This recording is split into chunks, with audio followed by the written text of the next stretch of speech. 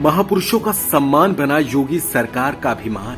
14 सितंबर को राजा महेंद्र प्रताप सिंह विश्वविद्यालय का शिलान्यास हो गया। शिलान्यास के वक्त देश के प्रधानमंत्री नरेंद्र मोदी और सीएम योगी भी मौजूद थे। जिस वीर जाट राजा को पूर्ववर्ती सरकारों ने भुला दिया, उनको न सिर्फ भाजपा सरकार ने याद रखा, बल्कि उनके नाम पर भव्य यूनिवर्सिटी बनना भी सुनिश्चित कर दिया। योगी आदित्यनाथ की सरकार में राजा महेंद्र प्रताप सिंह की महान उपलब्धियों व उनके वीरतापूर्ण कार्यों को जनता तक पहुंचाने का काम किया जा रहा है। यूपी में सरकारें आती और जाती रही, लेकिन ये सब पहले कभी नहीं हुआ।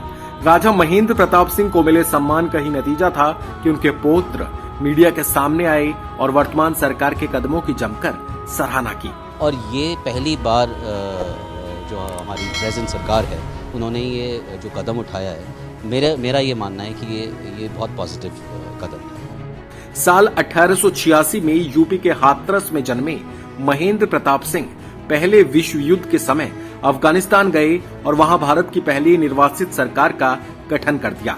अफगानिस्तान में भारत की पहली निर्वासित सरकार के राष्ट्रपति वो खुद बने। दिलचस्प बात यह है कि पीएम मोदी ने जिन राजा महेंद्र प्रताप सिंह के नाम पर यूनिवर्सिटी का शिलान्यास किया, वो कभी जनसंघ के खिलाफ चुनाव भी जीत चुके हैं। उन्होंने 1957 के लोकसभा चुनाव में अटल बिहारी वाजपेयी को मथुरा विधानसभा क्षेत्र से हराया था। महेंद्र प्रताप सिंह दानी राजा थे। अपने जीवन काल में अलीगढ़ मुस्लिम यूनिवर्सिटी, वृंदावन के प्रेम महाविद्यालय सहित कई शिक्षण संस्थानों की स्थापना में उन्होंने अपनी जमीन तक दान में दे दी थी। दक्षिण अफ्रीका में गांधी आंदोलन में शामिल होने, भारत के स्वतंत्रता संग्राम में हिस्सा लेने और ब्रिटिश सरकार की क्रूरताओं को उजागर करने के लिए साल 1932 में राजा महेंद्र प्रताप सिंह को नोबेल पुरस्कार के लिए मनोनीत भी किया गया। अब सवाल ये कि आखिर इतने महान राजा के बारे में हम सबको पहले कभी जानने या सुनने को क्यों नहीं मिला? क्यों पिछली सरकारों ने इतने वीर राजा के त्याग, समर्पण और निष्ठा को सम्मानित करना जरूरी नहीं समझा? क्यों वीरों की गाथाएं लोगों के सामने रखने से बचा गया? असल में पूर्ववर्ती सरकारों को वीरों को सम्मान देना व्यर्थ ही लगा। उन्होंने इसमें भी वोट बैंक ही ढूंढा और अंदाजा लगा लिया कि जो चले गए उनको सम्मान देने से क्या ही फायदा। यही वजह रही कि राजा महेंद्र प्रताप जैसे अनेकों वीर इतिहास के पन्नों पर गुमनाम बनकर रह गए।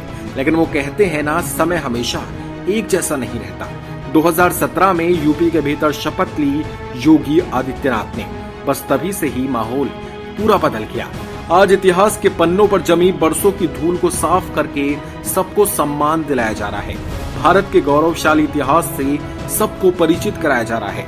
पीएम मोदी के सबका साथ, सबका विकास और सबका विश्वास की नीति पर सीएम योगी निरंतर कार्य करते हुए प्रदेश को आगे बढ़ाने का काम कर रहे हैं। योगी जी और उनकी पूरी टीम ने सबका साथ, सबका विकास, सबका विश्वास के मंत्र पर चलते हुए उत्तर प्रदेश को नई भूमिका के लिए तैयार किया है। एक ईमानदार और योग्य सरकार से आमजन यही उम्मीद भी करता है।